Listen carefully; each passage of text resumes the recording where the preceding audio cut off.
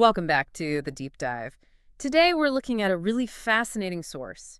It's an address by Reverend Sun Myung Moon from August 1974, given in Barrytown, New York.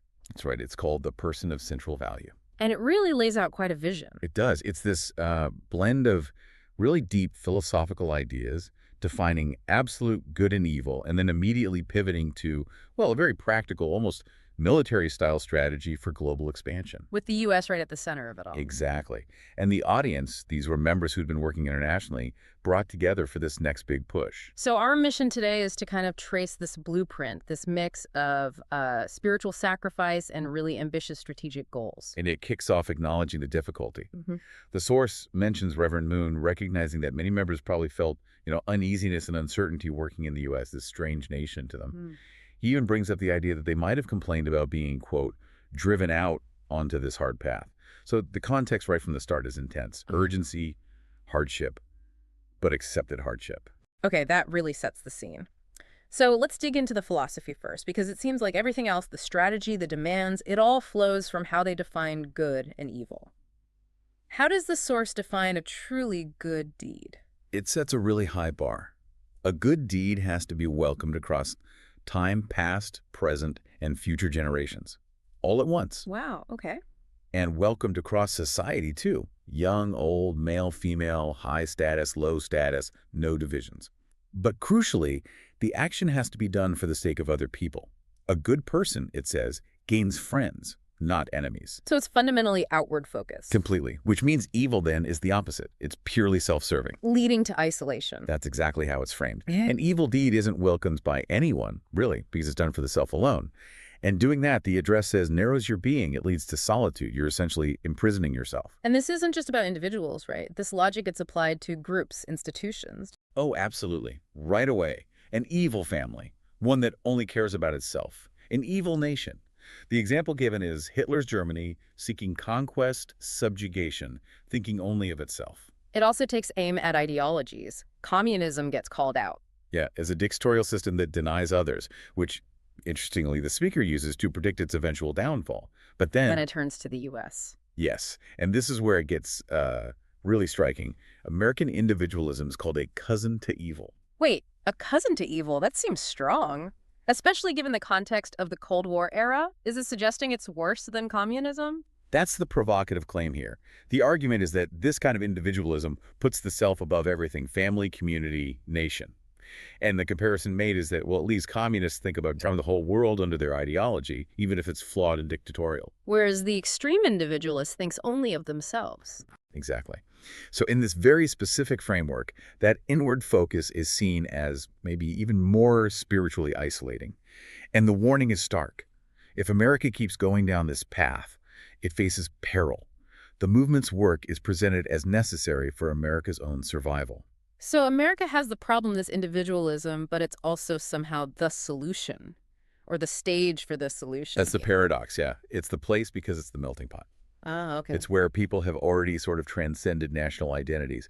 So the movement can create a big stir, a big change, without hitting the same kind of immediate nationalistic resistance you'd get in, say, Germany, France, or Japan at the time. It was seen as the path of least resistance for a global standard. And the method for creating that standard was this immediate, intense training. 5 days, right after they gathered. What was the main goal? Just teaching. More than teaching. It was about unification, Yep. standardizing the core message, the divine principle.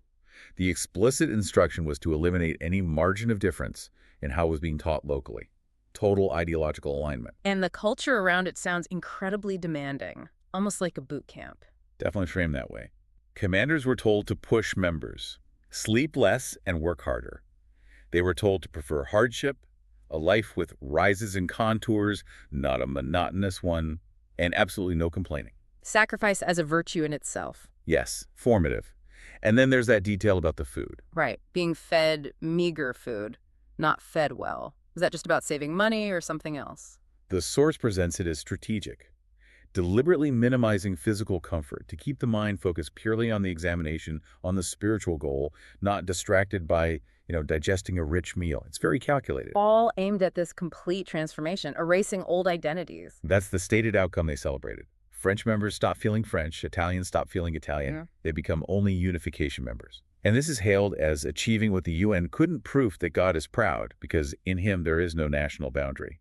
So once they've forged this unified internal force, the focus shifts outward to the big public goal, Madison Square Garden. MSG. Yes, this was huge.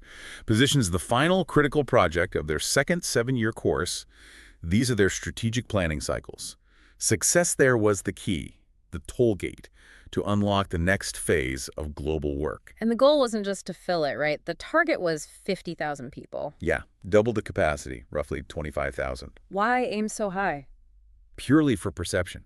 To generate the rumor that they had to turn away half the crowd, to create this image of unstoppable momentum and overwhelming public interest, they even printed 500,000 tickets for the push. Wow. And they fueled this with internal competition. Fierce competition.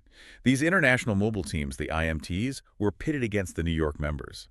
Each IMT member was apparently responsible for bringing in 30 or more people personally. Imagine that pressure. Incredible. And financially, you mentioned the PR budget was surprisingly small. About $300,000. The address itself points this out, suggesting they were relying more on the visual impact, the sheer dedication and numbers of these young members to create buzz rather than just paid advertising. And the ambition didn't stop at MSG. No way. If MSG worked, the plan was Yankee Stadium next, then aiming for 500,000 people at an event in America, explicitly aiming to beat Billy Graham's record attendance in Korea. So it's about setting records, competing on a global religious stage. Absolutely. And success at MSG was the trigger for the third 7-year course, which involved building serious infrastructure. Like sending out hundreds of missionaries. Immediately, 360 missionaries to 120 nations, in teams of 3, 1 European, 1 American, 1 Japanese per nation. And that required a big support budget, mentioned as $360,000 a month.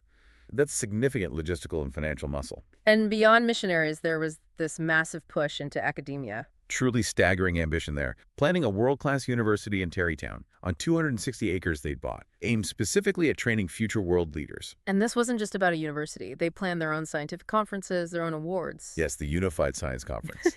And explicitly aiming to create an award system that would far excel the Nobel system. It's hell of a Nobel system. That's Well, audacious. It shows a strategy, right? They saw academics, scholars, as the brain of world policy, control the intellectual high ground. And they apparently had some early traction. The source mentions 23 Nobel winners applying for their London conference in late '74. And the plan was to recruit them. Recruit them as professors, offering $50,000 a year, which was a very large salary back then. It's about building a parallel structure for global intellectual validation.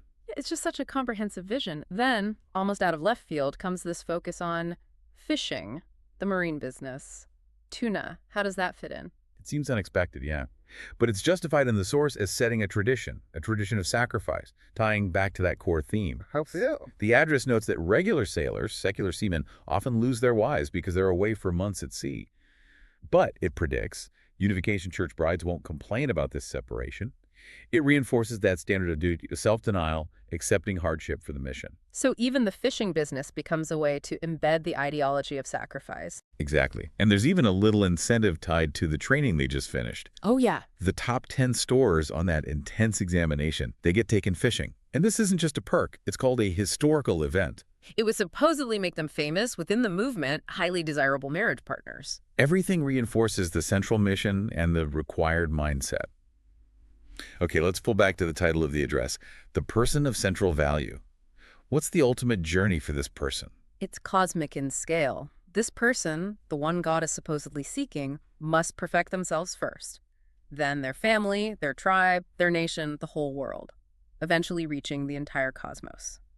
It's the absolute pinnacle of human achievement as defined here. But individuals can't do this alone, according to the source. No, that's the critical point. No matter how hard they try, they can't reach that goal without the Messiah figure. They have to cling to him, be engrafted onto him. Engrafted, what does that mean in practice? It means radical self-denial, cutting off old ties, family, nation. This spiritual merging is presented as the only way to overcome historical failures and limitations. It's the ultimate theological justification for leaving home, for accepting all the hardship. And the ultimate purpose of all this striving, all this sacrifice, It's bigger than just saving souls. Much bigger, according to this address. The highest goal, the ultimate mission, isn't just salvation for humanity. It's to liberate God himself from his own bondage of grief and sorrow. Liberate God. That's the profound claim. And that cosmic task justifies the extreme urgency. The idea that people are dying every second, potentially destined to hell, means they have to establish this perfect standard immediately. So the benchmark isn't contemporary standards, it's all of history. Exactly. The Unification Church, its members, must prove their goodness by excelling all past and present religions through their deeds. Setting a standard for all future generations, it's an immense weight of responsibility. It really is. We've unpacked this incredible strategy from critiquing American culture to planning Nobel-beating awards, building global infrastructure, all driven by this intense personal sacrifice, aiming ultimately to liberate God. Quite a deep dive. Definitely. And it leaves you with a really challenging thought. We've seen the level of sacrifice demanded leaving family, meager food, relentless work. The source itself acknowledges that from a worldly perspective, members are losing things, but spiritually they're told they're gaining much. So the question for you, listening, might be, how incredibly powerful must that perceived spiritual gain be to sustain such profound, continuous self-denial? And does that very intensity of cost for those inside the movement become its own kind of validation for the mission's truth? Something to think about.